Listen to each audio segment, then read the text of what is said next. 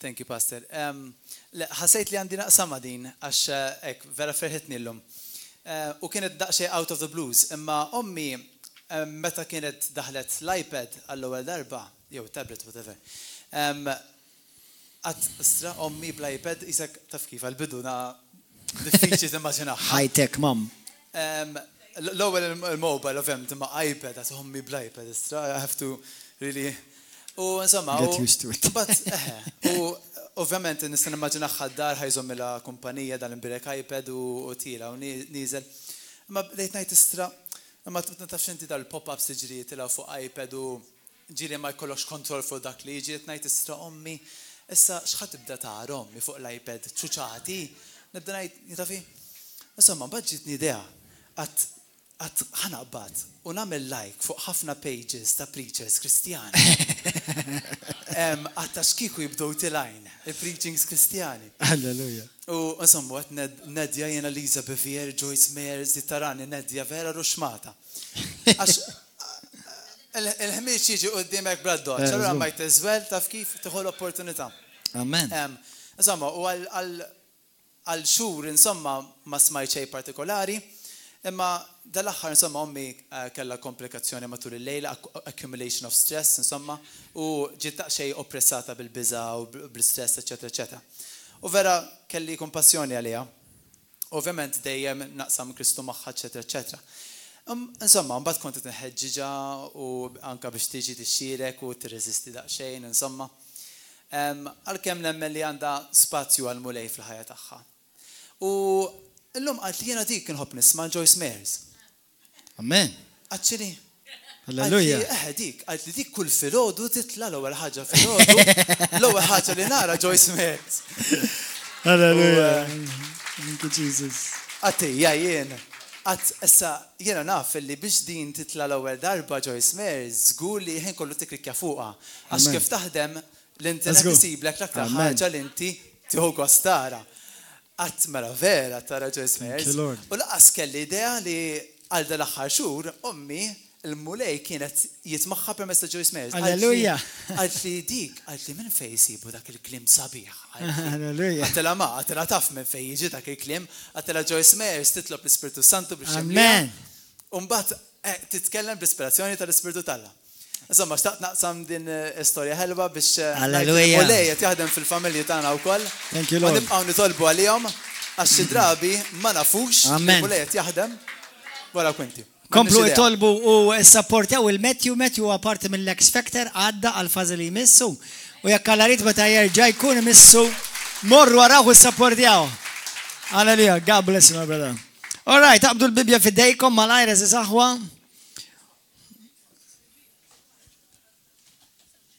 Alleluja. U kolħat jgħid waraja minn qalbu. Misal għadis, grazzi tal-kelma għaddisa u għaziza tijak.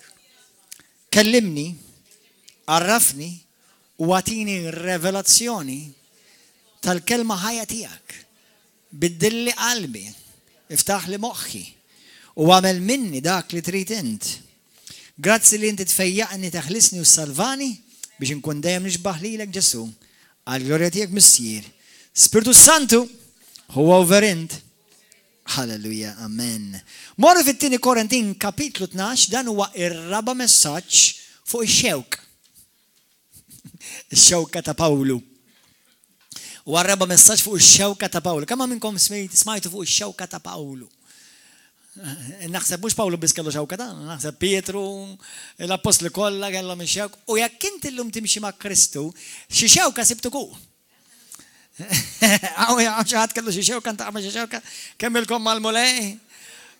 Fil-veru sens tal-kelma, jina naħseb, diħanajda b'mod ġenerali mġebbet issa sewa, li jassaċ xie xew kulħadd tisibu, anke jekk ma kollokx il-mulej, xiġifieri. Issa ngħidilkom għaliex, għax inti bil-mulej u mingħajr il-mulej il-ħajja xorta tittejxa. Ma bil-qawwa tal-mulej tgħixha ħafna ħjar u tgħixha vittorjuż u renjanti fi Kristu, amen. Halleluja, imma ħanaraw x'inhu x-xewka. Jien għamilt 4 sigħat tiġab bid-din is-sija llum nkunu għamilna 4 sigħat.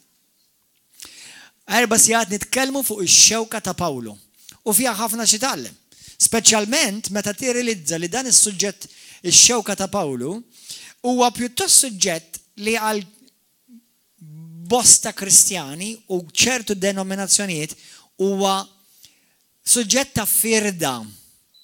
M'għandux ikun bil-Kristjani vera li din tifridhom. Infatti għal-Kristjani vera, nemmen li m'għandu jkun hemm xejn li tifridhom, ma jfissirx li inti taqbel fuq kollox, li għandna naqblu huwa fuq il-maġġur, fuq li dak li huwa assolut, jiġifieri jiena qatt ma naqbel ma xi ħadd.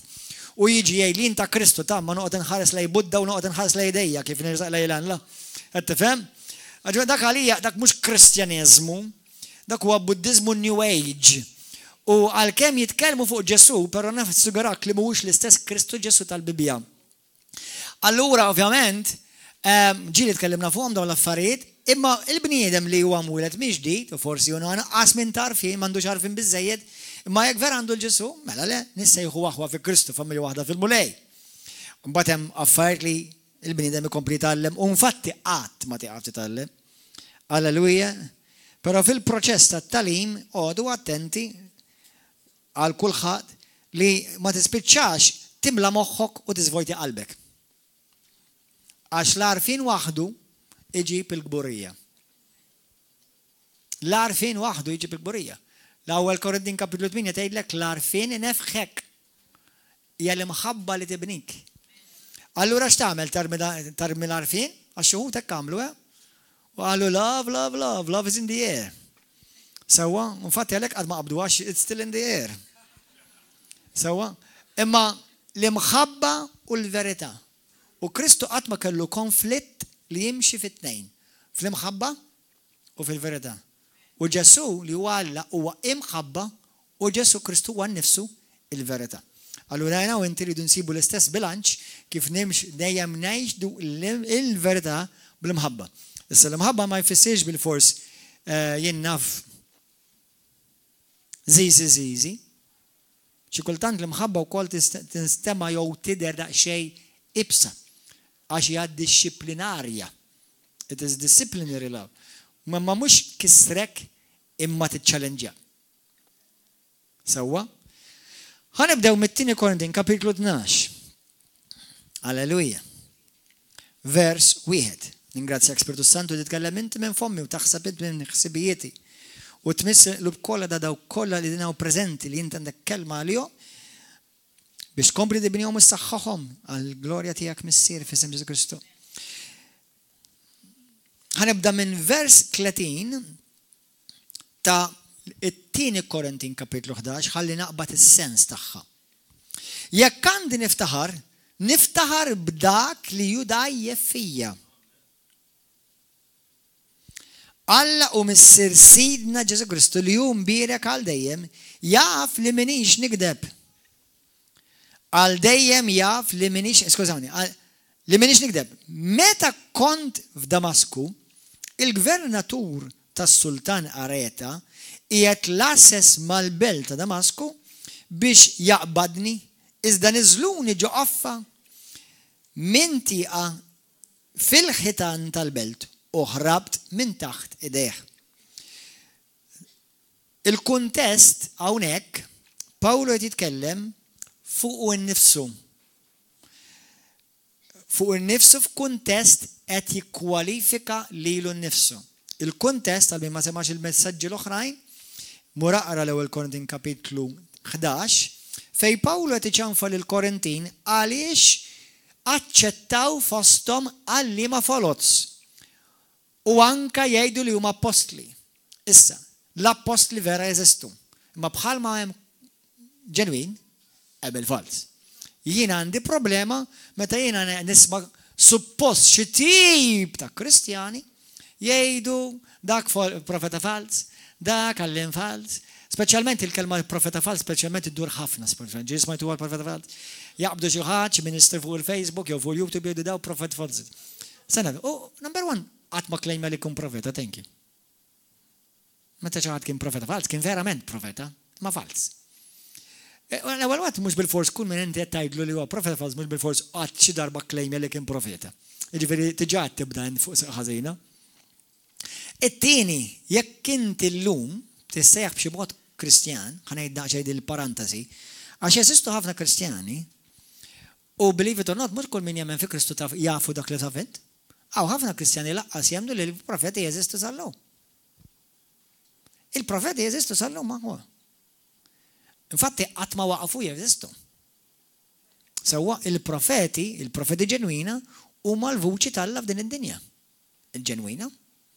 Sewwa Alla ma waqafx jitkellem, vera llum għandna l-Ispiritu Santu u l-poplu tal-Alla kollha jistgħu jitkellmu bl-ispirazzjoni tal-Ispiritu Santu, m'hemm bżonn tkun profeta, kull ma tkun, anzi mhux kull ma tkun, l-iktar ħaġa importanti li tkun huwa tisseħħi ben Alla, bint Alla, Son of God. Dak huwa l-iktar feċċju prezzjuż li Alla jonora, x'inti meta tmur il-ġenna mhux qed tgħidu wara dak profet dak he's my son and he's my daughter. That's it. Imma fuq din id-dinja daw mhux titli, dawn huma funzjonijiet ta' ministeri. Wieħed minnhom huwa profeta.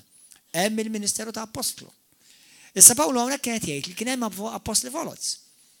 Imma hemm apostli ġenwini. U qed jgħid li jiena għalih innifsu hawn, jgħid jiena apostlu ġenwin. U qed jgħid verament qed inħoss niskomdu kif qed iġġibuni għalhom imma peress li intom qed taċċettaw il-followers daqshekk faċli, ħajkolli ngħidilkom xi jkun verament apostlu ġenwin. U jibda jirrakkontalhom il-kwalifiċi ta' apostlu ġenwin. Sewwa, u kont qed ngħid li ċertu Kristjani anke f'ċirki evanġeliċi ma jemnux li għataw profeti, imma ħin kollu jippuntaw lej profeti folot. Sanati, mela enti ma temminx fil-profeti ġenwini, mhux ma temminx fil-profeti. Imma daw ma tip ta' nies li ġeneralment jemnu biċċ evanġelu. Li l-koll kemm huma u aħna wkoll irdu noqogħdu attenti għax mhux qed jipritkaw il-Vanġelu sħiħ li pritka Pawlu. U Pawlu jwissi li l-Vanġelu li pritka jrid jiġi pritkat għax le taqa' taħt kundanna. U Pawlu pritka fuq profeti u apostli u evanġelisti hemm kapitli sħaħ, morru waqraw l-ewwel Korintin kapitlu 12-14. Għandek Efesin kapitlu 4. Da parantesi minħabba xi ħaġa friska li ġrad il-ġimgħa. Anyway, mela da issa Pawlu qed jgħid kemm bata minn xiex kellu jgħaddi, kif ġie miċħud, kif ġie persekwitat minħabba l-Vanġelu ta' Kristu. U kemm fetaħ knejjes u kemm ġab nies lejn Kristu. Mela, ħanibdew vers wieħed. Ikolli niftaħar tassew li xejn mhu se jiswieli. Imma niġu għal viżjonijiet u revelazzjonijiet tal-mulej. Naf wieħed jemmen fi Kristu li 14 sena ilu kien meħud sa' tielet sema. Jekkux fil-ġisem jew mingħajr il-ġisem jien ma nafx. Dan Alla jafu. U naf li dan il-bniedem kien meħud fil-ġenna. Jekkux fil-ġisem jew mingħajr il-ġisem jien ma nafx. Dan Alla jafu. Jekk inti jkollok viżjoni jew ħolma profetika mill-mulej, ħafna mid-drabi int tkun taf jekkux mill-mulej jew le. Jiena ġieli naf li kelli ħolm li kien mill-mulej. U naf li ġieli kelli ħolm għax marqax tajjeb u dex kemm dom dindur matul il-lejl. Imma meta tkun mill-mulej ħafna darbi tkun taf li hemm mill-mulej. U ġeneralment ma jkunx messaġġ għall-pastor, ġeneralment ikun messaġġ għalik.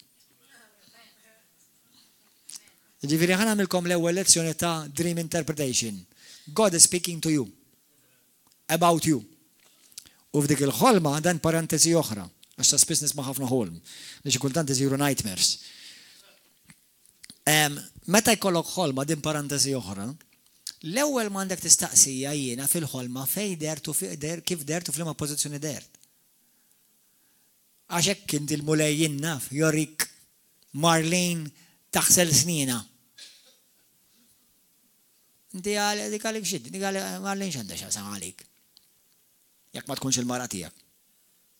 Sewa, ma wis probabli l-mulet jaddilek messaġġ b'xi ħaġa familjari f'ħajtek li jinsi forsi taf persuna, u ara x'inhu l-mulej jgħid l-ewwel għalik messaġġ għalik. U dat ngħidu taf għaliex għax ħafna nies jkollhom xi ħolm li jaraw il xi ħadd fil-ħolm. U jarawhom f'ċertu kondizzjoni u xi kultant ikunu mhux sbieħ. U għall-ewwel jiġru qishom qatt tiġi b'rashom maqtuwa, x'rajt il dak u rajt il dik fil-ħolma. Sanna ftejti, għalix talilek il-mole? Għalix talilek il-mole? Mux wis probabli il-messaġġ il-mole jipprova jgħaddi ħaġa lilek. Jew Alla ħallat l-indirizzi. Sorry, mux għalik dik ġibala dik għal. Tifmu?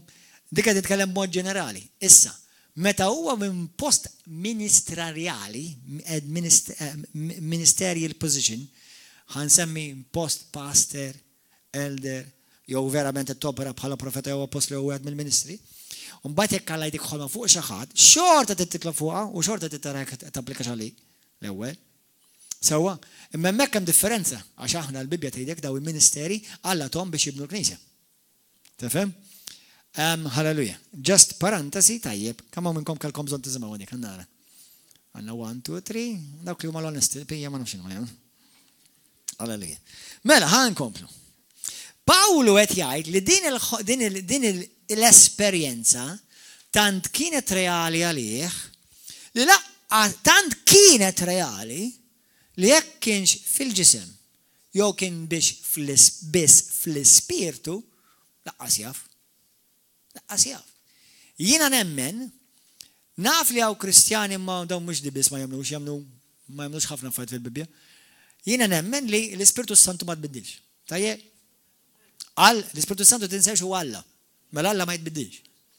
Mela l-Ispirtu Santu bħalma ħal Pawlu nemmen li semmu l-ġurnata hemm ħafna nies li jaħodhom il-ġenna l-mulej. Hemm nies li Alla joħodhom li fejn. U ma jkunx fil-ġisem naturali ovvjament. Kieku tiġi riħa ta' nar.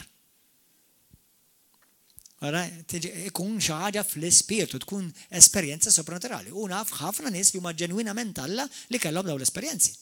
Jew raw il-ġenna, jew il-mulej orjom biċċa mill-ġenna, jew orjom l-infern.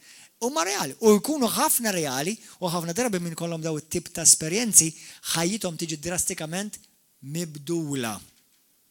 Għax f'dak kollu li Alla qed jagħmel fik, Alla qed jitrasformak biex dejjem tixbah aktar lill-Kristu. Mhux biex inti tkun a gossip mouth, jew tiftaħar, tifhmu? Għodu attenti. Ħankomplu. Vers 5, f'dan niftaħar jien, imma bija nifsi ma niftaħarx.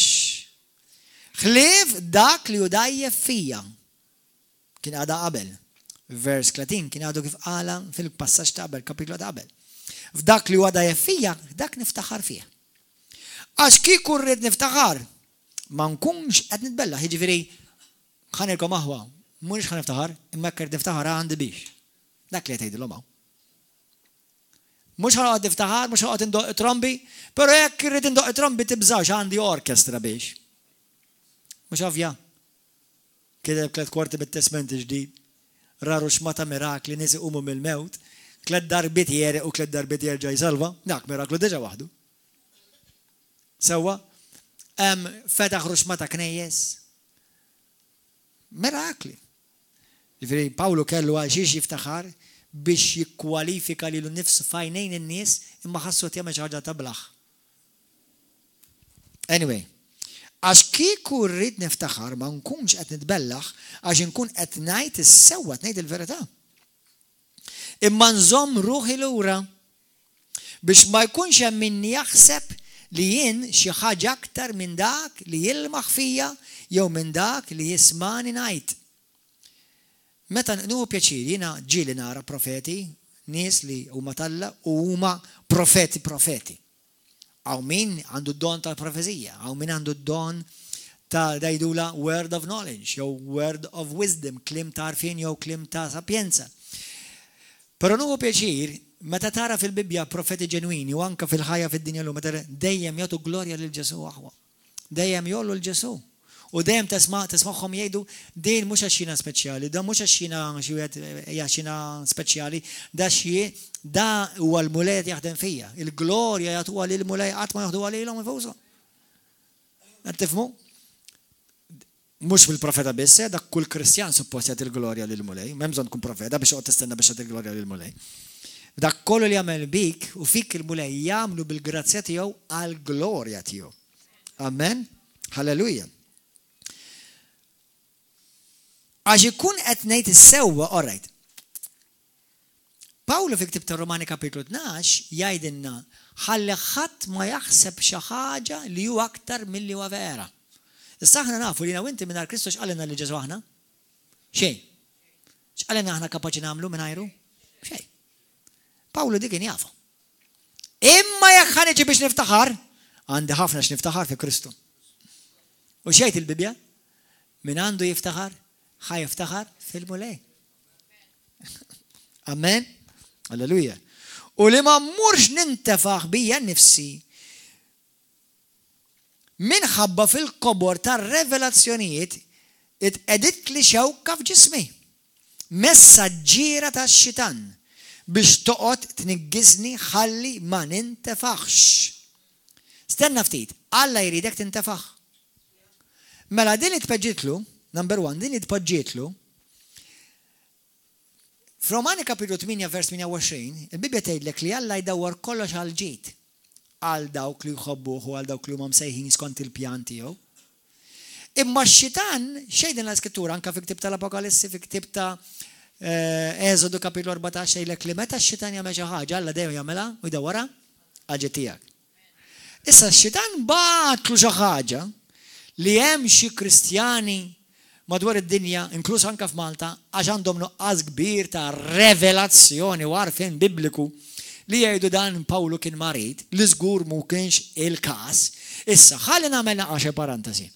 Jekk xi darba Pawlu qabdetu xi marda, mhux ħaniċċessa. Għalkemm fl-Iskrittura ma tgħid imkien li kellu marda, naf li kien hemm darba xi sitwazzjoni li kellu xi ħaġa f'għajnejh. Naf, forsi kellu infection, jew kidmet ġina Musa, jien naf. Imma laqsi kieku, dan mhux għalija kienet jirreferi, dik kieku ma għax ix-xitan bat li xewka u Alla qalli gawdija. Ku kien jagħmel dak li jipridka, jikmandaw titlaq f'isem Ġesu Kristu. Sewwa, mela jien qed nipridka ħadd ieħor ifiq u jiena nżomm l-marda. Tagħmel sens ħafna. Mela u xtejn l-Iskrittura, the afflictions of the righteous men are many. But the Lord delivers him out of all of them. Amma l-bnidem dalla. Mela jena u inti ma jfissirx li ma nkunux attakkati, kemm minnkom indu ngħidlhom li tiġu attakkati. Hello. Nkunu attakkati, jiena l-bieraħ bis-seta ngħidilkom. Il-bieraħ beda jiġġani l-ħanek, dal-ħanek dal-ġieħ tal-ħanek minn fejn. U beda tilha ma' wiċċi. U għall-ewwel kont ħanamel hekk, għall-ewwel kont bis-seta ngħidilkom. Issa jiena m'għandi xejn kontra l-Panadols jekk tridu tieħdu l-Panadols ħoduhom. Xi kultant għall spiritwalità għana xi kultant iktar faċli naqbdu Panadol minn nitolbu believe it or not. Imma tlabt u kmandajt dallu ġieħ biex jitlaq. Talli taf li immedjatament telaq. Issa, qabli jiena stajtu żajt il-Panadol. Bħalma jaflu ħafna. U ma jkunx qed nagħmel dnub, ma jkunx qed insaħħa l-fidi tiegħi. Ma jkunx qed neżerċita l-fidi tiegħi. Issa, pasta xaħat għalli dil-ġimgħa għalli allura jekk nieħu il-mediċina allura għandha nagħmel dnub m'għandix fidi. Ħalat il-fidi mal-mediċina. Xiġifieri, jekk inti il-fidi tiegħek tgħid ħanuhu l-mediċina xorta, hemm ċertu affarijiet.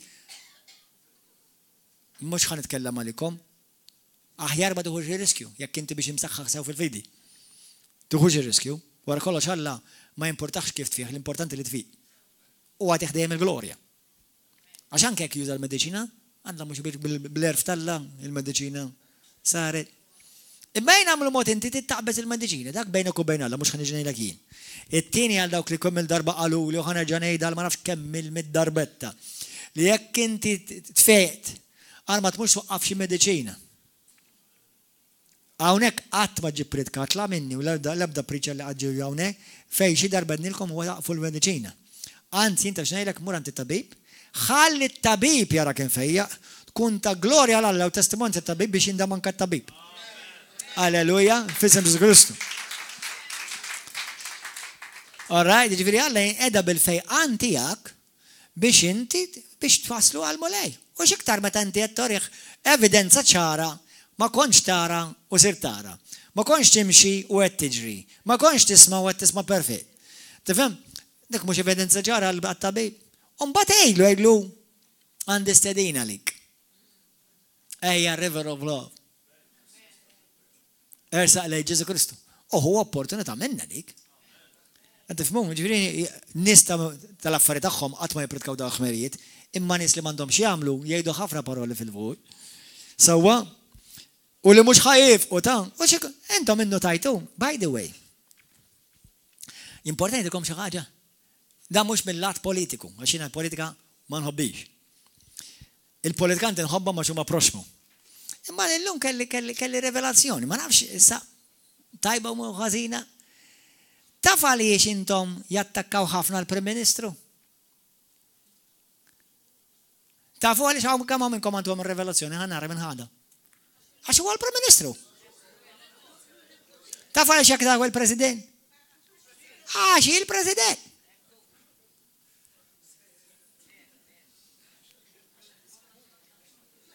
Kemm revelazzjoni kbira dik. Issa jew jien aħbat rasi. Imma fil-spirtu tiegħi taf xi smajt? Taf għaliex lilek jattakkawk. Għax inti Pastor Gordon Ġamanġie. Il-mażulu midluk minn Alla. Mhux qed ngħidilkom I'm the only one, but I'm definitely happy to be me. Qed tifhmu? U meta tkun verament midluk minn Alla, lesti għat-taqbid. U m'hemm bżonn tkun pastor biex jittakkawk il-moment li inti dejt jien ta' Kristu. Għajnejhom kollha jduru fuqek. Ħalli naraw kif meta l-ewwel ħaġa li tisbalja, basta toqgħod tgħid li praise the Lord. Basta intom hekk jgħallek il-pastor u dejjem iżefnu lili fin-nofs imnal kont fin.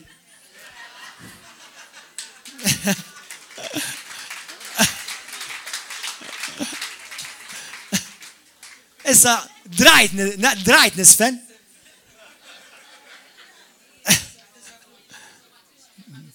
Dejjem jinneħel. Speċjalment ma tajk hemm xi skamplu.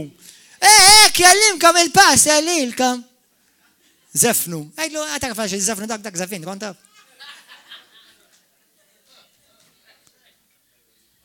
Halleluja, praise the Lord, il-mulej birikom, halleluja.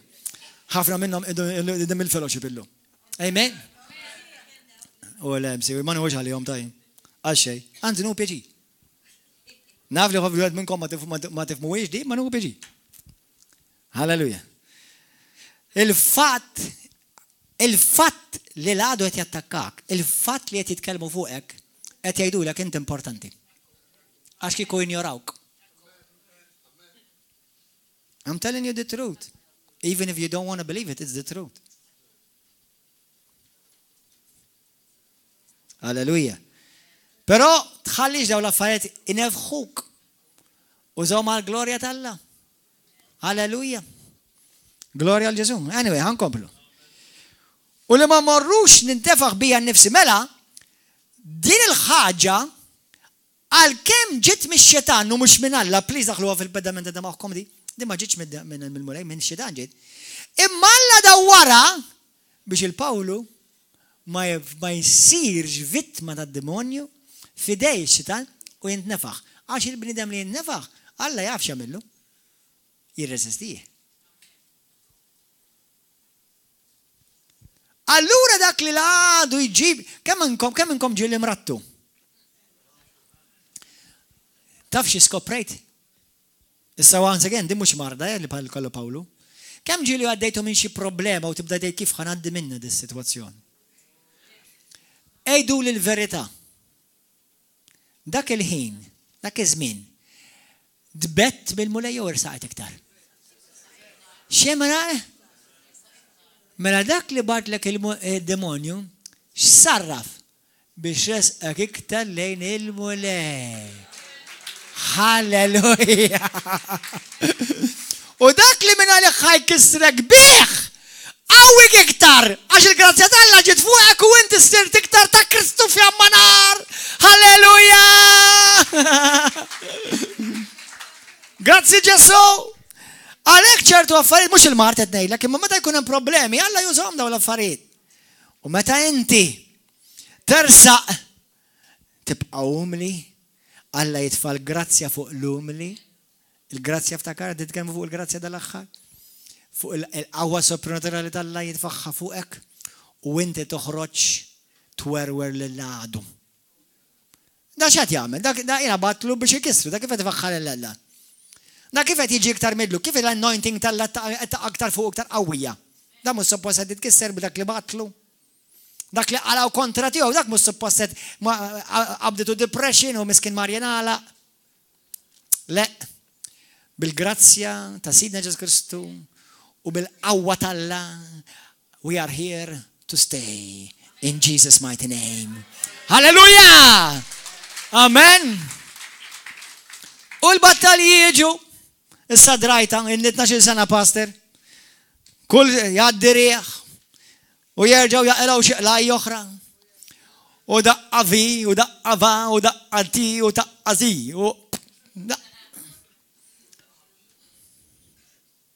It's okay. Remember, remind yourself, we're making a difference. That's why they talk about us all the time. Qed nagħmlu differenza għalhekk jitkellmu fuqna. Halleluja. Glorja lil Ġesu.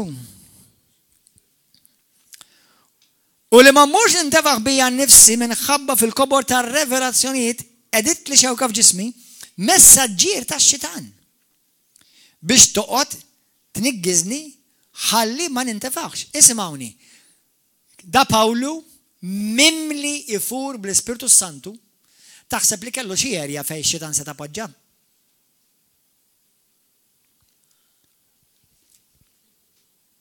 Mela żgur la kienet marda, la kienet xi tip ta' demonju ġo fih. Mela x'kienet din ix-xewka? Fil-bidu fl-ewwel lezzjoni kont qedtilkom xi ħaġa, ma nafx jekk tiftakruhiex. Pawlu kien number 1 ludi. Kien bravu ludi. Kien raġel ta' skola. Kien jaf il-Bibja sew. Pawlu kien midħla mal-wil Lut. Waħda minnhom kienet ix-xewka. Jiena u inti immaġinaw nikdbu itra llum. U jien naf ħidrang ta' ħbib ta' bejnietna titkellmu. U jiena ngħid il-Mario morna niklu restorant ngħidu jien kemm tikol ja ħanżir. Sewwa u daw jaqrawha xi 100 sena wara u l-ħanżir ma tfissirx dak li tfisser dakinhar. Ħedu xi ġġan, għaliex qallu hekk, da beda jinsulunta, daw jaqgħu bdew jiġġieldu, bdew jagħtu jew dak sar ħanżir, forsi bidlu f'ħanżir ġagħmillu.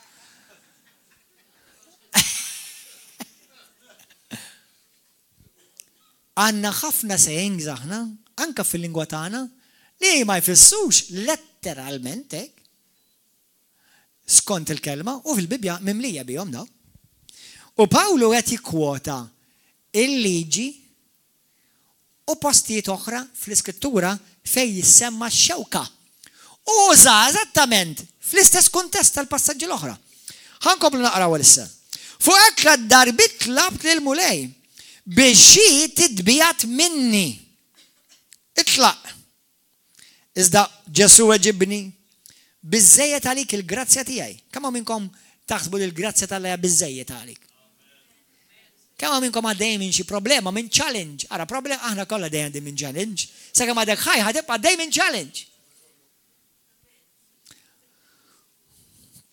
Sewwa, il-grazzja tal-Alla meta tkun għaddej minn sfida tal-fidi, il-grazzja tal-Alla tikber fuqek. Għalhekk għadek ħaj. Għax xitan ma ġiex jilab, xitan ġi biex irdek. Imma l-grazzja tal-Alla kienet ikbar. Halleluja. Glorja lil Ġesu. Biżżejjed għalik il-grazzja tiegħi għax il-qawwa tiegħi tidher fik u tidher fl-aqwa tagħha fejn hemm id-dajja bifi meta inti tkun dajjef.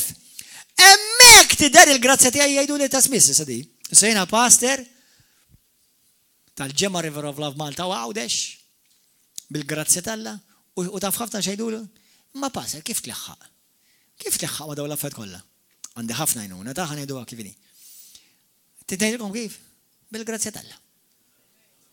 Imma pastor daqs kemm jaqilgħu fuqek inti ma tikkwitax. Għax kieku nkun jien kieku naqbad naqab depression. Tidnejlek għaliex? Għax il-grazzja tal-Alla hija fuqi.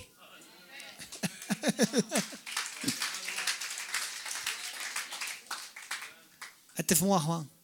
Mela dak li l-għadu jibad biex ikissrek, Alla jgħid int ħadd miss il-libni, mela ħan idfalu qawwa doppja. That's the truth. il-xitan huwa għaref. Però ħana assigurak xi ħaġa. Qatt ħajkun għaref iktar mill-Alla l-Ispiritu Santu u Sidna Ġesu Kristu. U biex ngħidlek ukoll l-Iskrittura tgħidlek li jiena u inti għandna ħsieb Kristu. We have the mind of Christ. Ġifieri mhux ħajkun iktar għaref fuq minnek anqas. Jekk inti tara fil-Kristu fil-ħajja tiegħek. Amen. Glorja lil Ġesu. Grazzi tal-erf tiegħek Spiritu Santu. Grazzi tal-grazzja. Ejdilu issa, jdulu issa minn qalbek. Ejlu grazzi mulej li tfajt fuq il-grazzja tiegħek. U meta jien inkun għaddej mid-batijiet u mill-sfidi tal-fidi tiegħi, il-grazzja tiegħek kun fuqi ħafna kbar. U permezz tiegħek jiena noħroġ rebbieħ għall-glorja tiegħek Ġesu. Il-pastor tiegħi Kenneth Hagin kien jgħidek, I cannot be defeated and I will not quit. Kulħadd jgħidha fi miegħi. I cannot be defeated and I will not quit in Jesus name. Jien ma nistax niġi melub u lanqas ma jinser nieqaf f'isem Ġesu Kristu. Halleluja, l-ebda arma msawra kontra tiegħi mija se tirnexxi. U kull il-sin li kontra tiegħi biex jakkondannani jikkożani fals, dan kull il-sin joħroġ giddib u jsir fix-xejn. Għax dan huwa l-wir tiegħi li ġejn minn Alla Sidi Ġesu Kristu. U hu dak li jaqbas għalija u jivvendikani quddiem l-għadu tiegħi. Għall-glorja tiegħek missier, halleluja. Amen. Grazzi Ġesu. Halleluja. Il-Knisja hija, meta ngħid il-Knisja ġifieri mhux il-ġibel għalikom. Il-Knisja hija l-ikbar organu potenti fid-dinja. Imma ħafna insewa di. Ftakar kemm ilhom jipprova jaqirduha. 2000 sena mill-inqas. Taf kemm għaddew reġimenti, taf kemm għaddew gbarat, taf kemm għaddew movimenti. U l-Knisja ta' Kristu Ġesu għadha hawnhekk u ħadibqa' hawnhekk u qed issir iktar glorjuża u iktar qawwija u iktar tiddi bil-qawwa tal-Ispiritu Santu. U dak huwa int. Għid dak taħdek dan int. Din int. Alleluja. F'isem Ġesu Kristu. Fuq hekk tliet darbit tlabt lil mulej biex id titbijat minni. Iżda Ġesu ġibni. Ibni. Il-grazzja tiegħi biżejjed għalik. Għax il-qawwa tiegħi, il-grazzja tiegħi fuqek, tidher meta int tkun dajjef. U Pawlu jisimgħha jgħid Pawlu. Isimgħuha sew issa it-tranzizzjoni tal-ħsieb. Għalhekk mela niftaħar minn qalbi l-aktar bid-debbulezza tiegħi biex il-qawwa ta' Kristu tammar fija. Mela bil-qalb. Meta naraw il-kelma mela, bl-Ingliż hija l-kelma therefore. Bħalma kien jgħid Kenneth Hagin, when you see the word therefore, see what it is there for.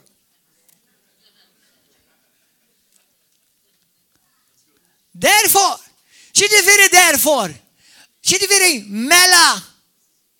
Mela, jiġifieri mela l-adbatijiet tiegħi Ġesu għalli l-grazzja tiegħu hija biżejjed biex nirlibhom, mela dak li tlabtu biex ineħħili ħan dawru differenti issa. Għal mela bil-qalb kollha nitaxxaq, ismagħha ġejja, bid-debbulezzi tiegħi, bit-tajjir, bil-aks, bil-persekuzzjonijiet, bid-dwejja. Kamu minnkom ġili għaddejtu minn żmien ta' debbulezza? Holiday. Good.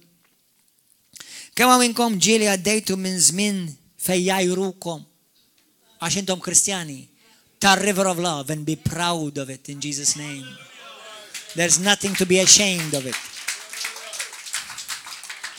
Għada ngħidu proud, mhux gburija tad-dinja, nagħtu glorja lil Alla. bit-tajjir, bil-aks, ma taddejtu minn żmien fejn intom għattu kif ħanħallas il-kont li jmiss forsi. Mux kollha kemm aħna dejjem. Imma inħarsu lura u ngħidu grazzi Ġesu dak il-kont, dawk il-kontijiet itħallsu. Bid-dwejjaq minħabba fi Kristu. Kif dwejjaq? Mela Ġesu jġibek dwejjaq. Ma meta tkun qed taħdem fuq xogħol u fuq kampanija u għax inti titkellem naqa fuq Ġesu u daw il-ħin kollu jidaw minn filosofi filgħaxija ma jgħidu xejn u għax inti tgħid Praise the Lord jaqbżu fuq qatt tal-Pop. Dak li ilek jiġiblek id-dwejjaq. Inniket lek qalbek. Imma dak il-ħin ftakar. Għada kif niżel l-żar tal-qawwa tal-grazzja tal-la fuqek. Halleluja. Glorja lil Ġesu. Għax meta tkun dajjef, meta nkun dajjef, nkun qawwi. Morru fil-ktieb ta' l-imħalfin, Judges, l-imħalfin. Araw għax tajt l-iskrittura. Kapitlu 2. U hemm ukoll kapitlu 8, vers 7-8 ma naqraw kapitlu 2. U l-anġu tal-mulej vers 1 tala minn Gilgal għal Bokim u qal jien tellajtkom mill Eġittu u wassalkom fl-art li kont wet lil misrietkom u wet ma tħassar qatt il-patt li għamilt magħkom. U intom minn naħatakom ma tagħmlu ebda patt man nies ta' dan l-art. U għandkom tkissru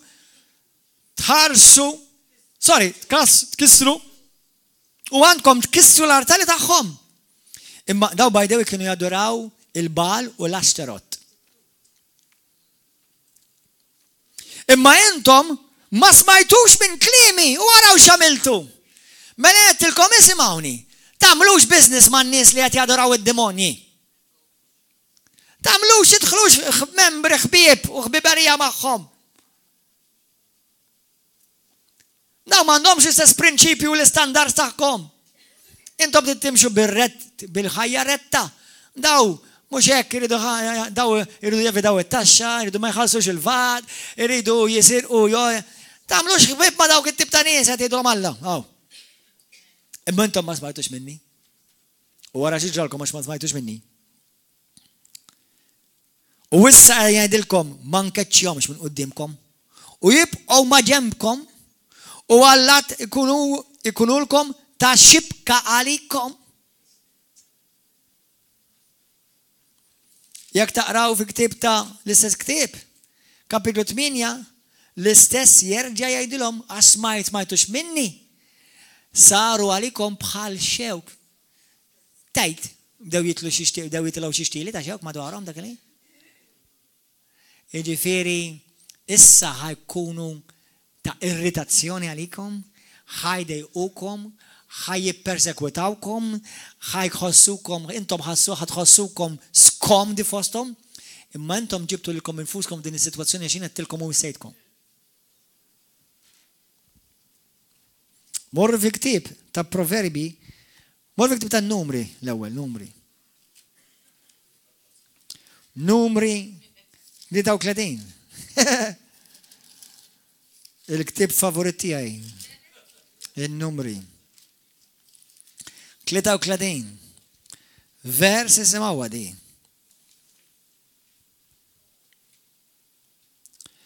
Vers 55. Jekk intom ma tkeċċux in-nies li jagħmlu fl-art minn qudiemkom, din hija kelma fl-ispirtu tiegħi tinħossa għal dawk li qed jisimgħu, din hija kelma għal Malta u għal Maltin u għal Awċin kollha. Din hija kelma profetika l-Ispirtu tal-Alla qed jgħid lill-Maltin u l-Awċin kollha.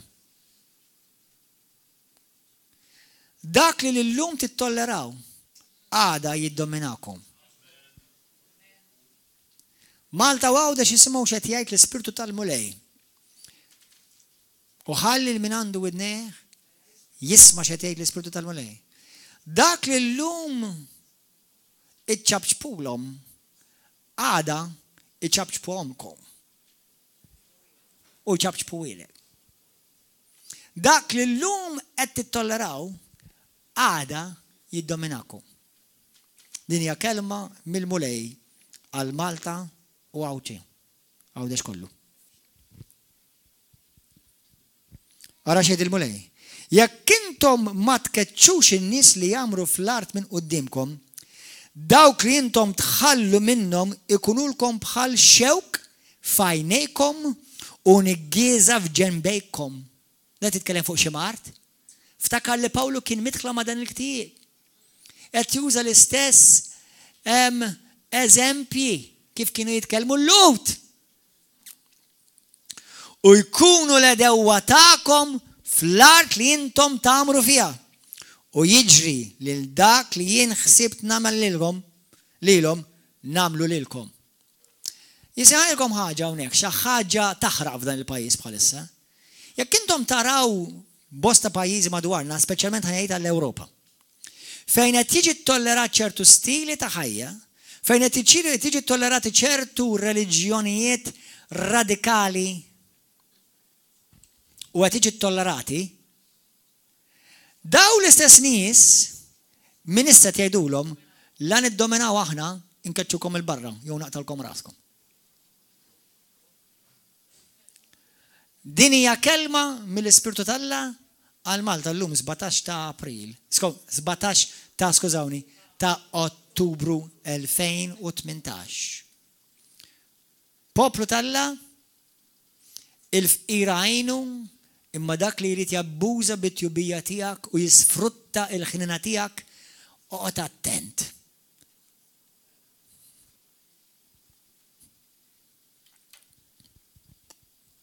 Din hija kelma mill-mulej profetika minn Alla issa.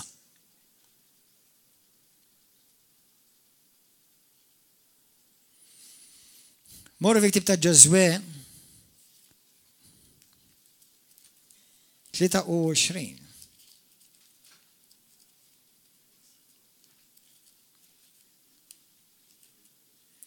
Meta Alla qal lil Nehemija biex jibni il-ħitan madwar Ġerusalem, kien għal żewġ affarijiet biex jipproteġi l-poplu ta' ġewwa u ma jħallix il-poplu ta' barra jidħol u jinvadi. Fil-ktib tal-Proverbi huwa Alla li qal li jiena mpoġġi boundaries fil-pajjiżi. Imma dawk li jneħħu l-boundaries ikollu jħallshom b'ħajthom.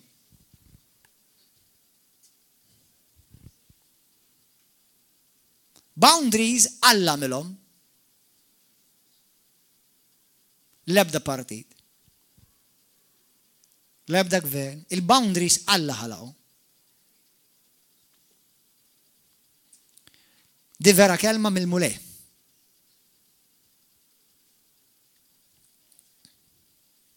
Halleluja. Ġoswe.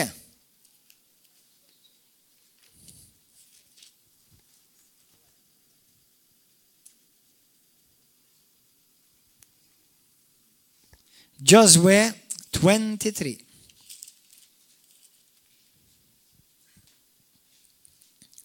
Vers 13.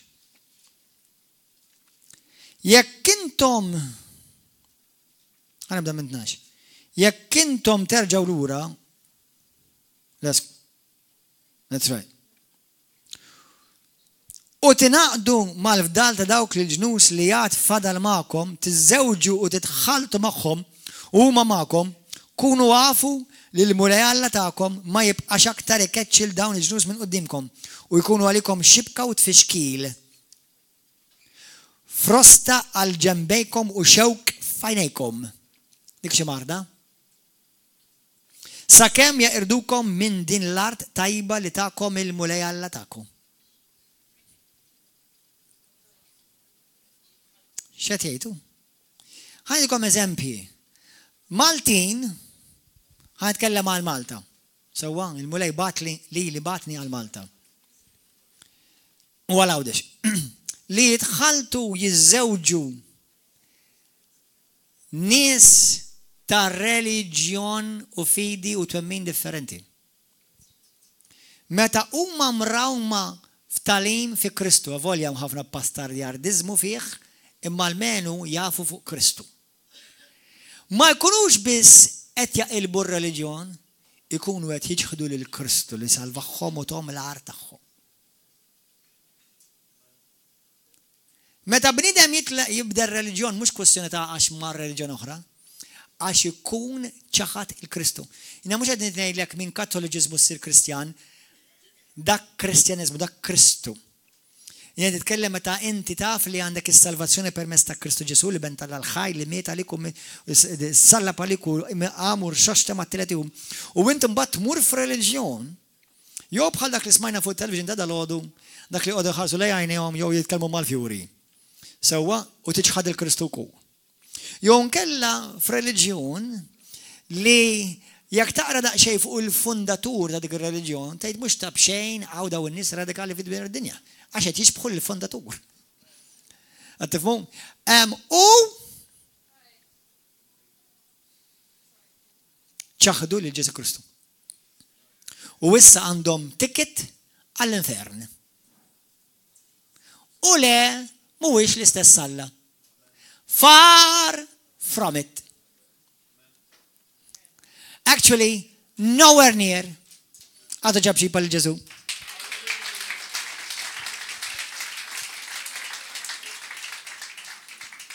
Ħobri l-kulħadd, imma tħobbx kollox u taċċettax kollox. U meta xi ħadd jgħidlek, l-opinjoni tiegħek għax inti konservattiv qed iddejjaqni. Għidlu il-liberalizmu u l-perverżjoni tiegħek qed iddejjaqni wkoll.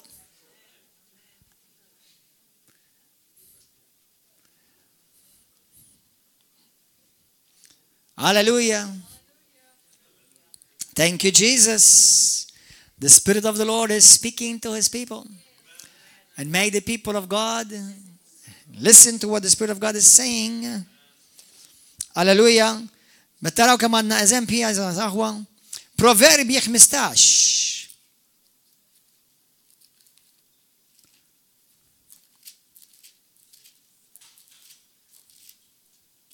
Proverbi 15, vers 19.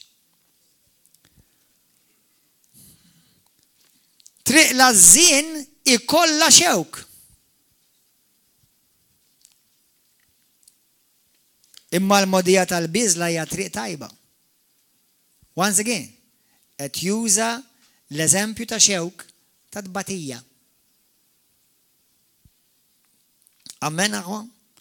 Ezekiel 28.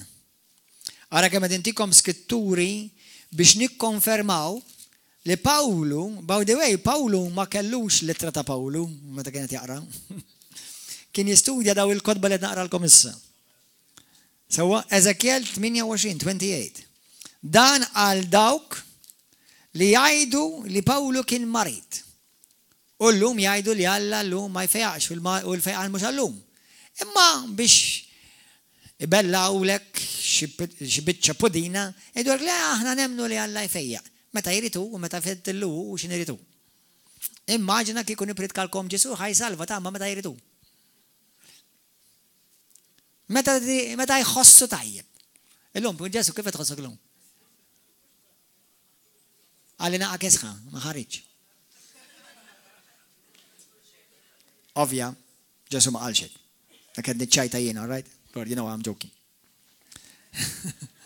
Hallelujah. U daħaqa. Amen. Imma il-ħmerijiet li nisma jew tikpi jew titħassarom.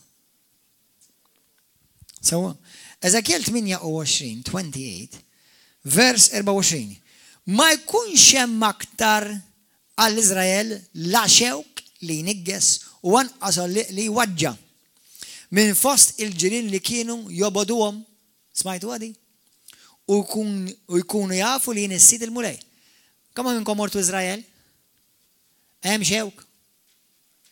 Hemm pjanti ta' xewk? Naħseb hemm mhux. Fid-deżert mort jiena u pjanti ta' xewk raj. Mela mhux jitkellem la xewk literali fiżiku. La jitkellem għal-mart, qed jitkellem hija idjoma bħal idjoma. Li meta inti għandek Pawlu x'kellu allura? Pawlu kellu 1. Kull bet li jidħol kien jippersekwitaħ.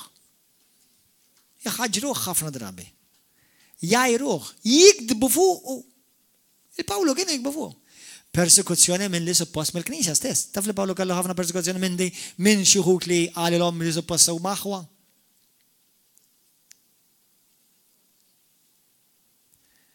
Meta inti għandek Kristjani u jattakkaw suppost aħwa oħra, mhux qed ngħidlek nindirizzaw dottrini folots, dik għandna nagħmluha bil-Bibja. Ma meta tindirizzaw aħwa bisimhom. Mbagħad ipoġġuhom fuq il-Facebook, fuq il-YouTube. Ħajrkom aħwa, dawk huma aħwa folots. U dawk ma rrid ikolli xejn x'naqsam magħhom laqqas nersaq 1 inch qrib tagħhom għax m'għandniex l-istess missier għax missier qatt ma ħarma jgħid li murad takka l-ħuk. Full stop. U le ma rridhomx jiġu River of Love u jekk jiġu norjhom l-exit sign. Le. Ma rridhomx. Actually, Alla ma jridhomx. Għaxin hija Knisja tal-Alla ta' Kristu Ġesu u Alla mela b'mod abbundanti ċara li Kristu jiġi River of Love bil-fejqan u l-mirakli nararaw u n-nies li tagħtu ħajthom mal Kristu. Issa hekk inti tant inti jaref tittejlu li dak kollu huwa tax-xitan. Go for it. Don't stop.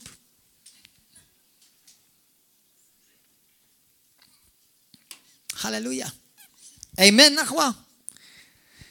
Don't let the devil see you sweat. And don't let him for one moment think that he is winning. In Jesus' name, amen.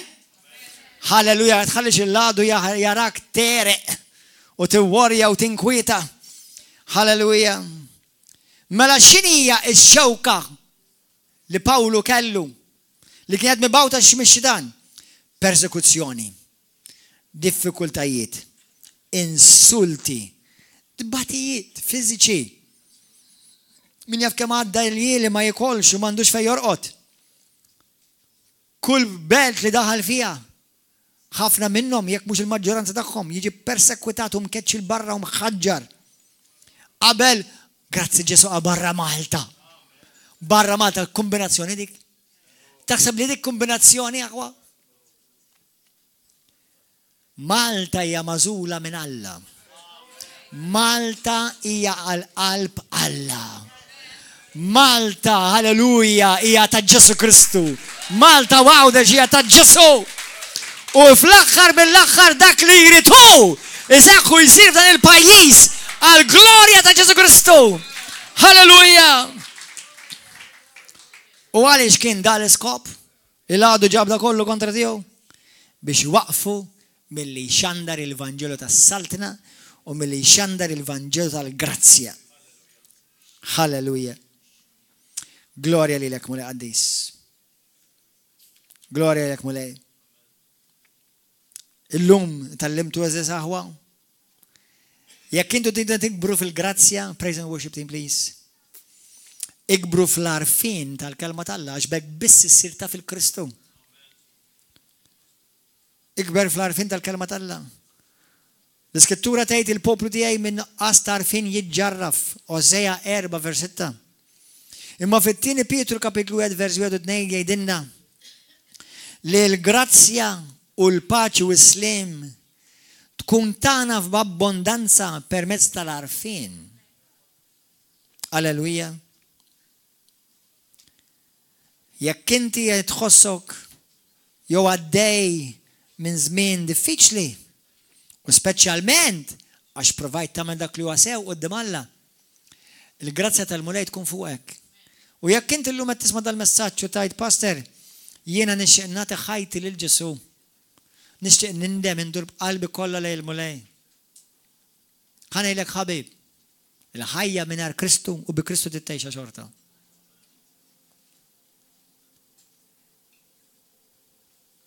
Imma l-grazzja tinsab biss ma' Kristu.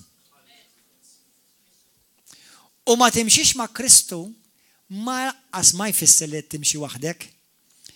Għax jew ma' Kristu jew ma' xitan. Jew intażel il-Kristu jew ix-xitan jażel lilek. M'hemm ħadd fid-dinja neutrali. Ħadd.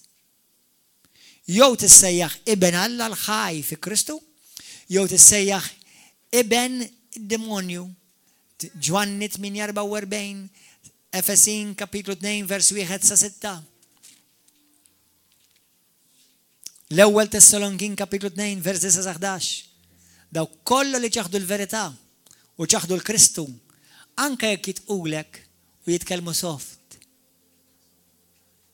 U mawlid id-demonju. Dak huwa kliem Kristu. Issa jekk temnu, jekk ma tix temnux. Jekk li tista' tistenna sakemm kun l-aħħar moment ta' ħajtek biex tmutu tiskopri, go for it. Ejja baxxu rasna.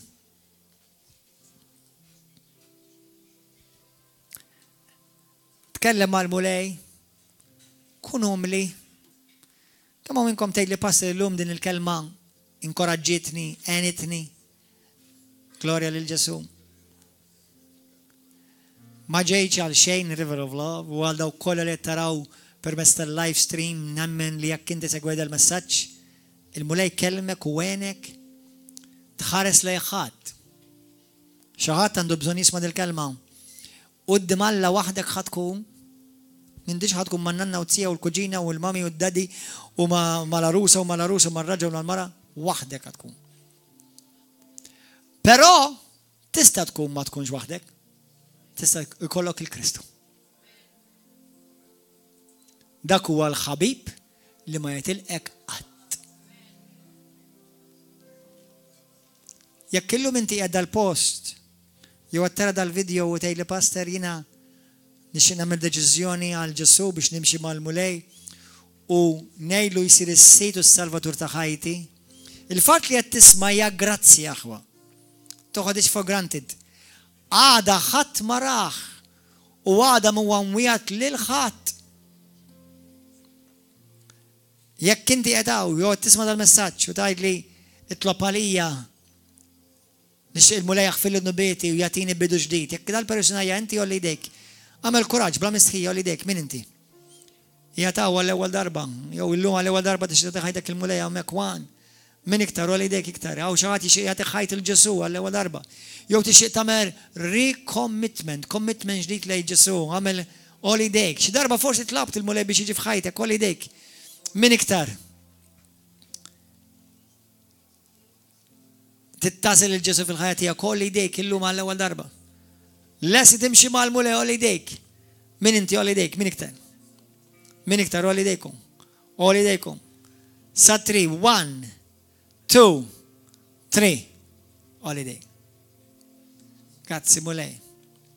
Kulħadd jgħid it-talba warajja dawk li ollejtu jdejkom, jew suppost ollejtu jdejkom. Ħajnilkom xi ħaġa. Li ma tażilx hija għażla.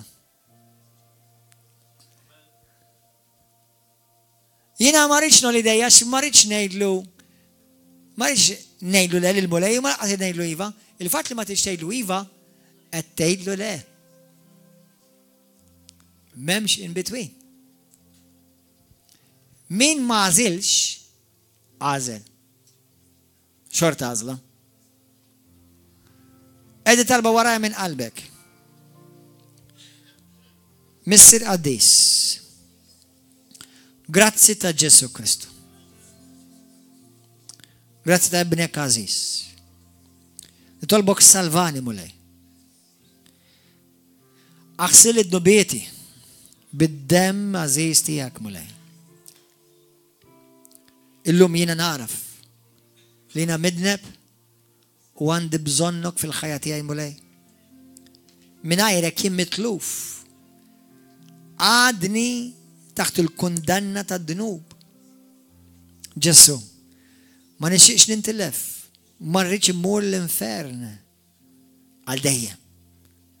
Imma nixtieqek li salvani.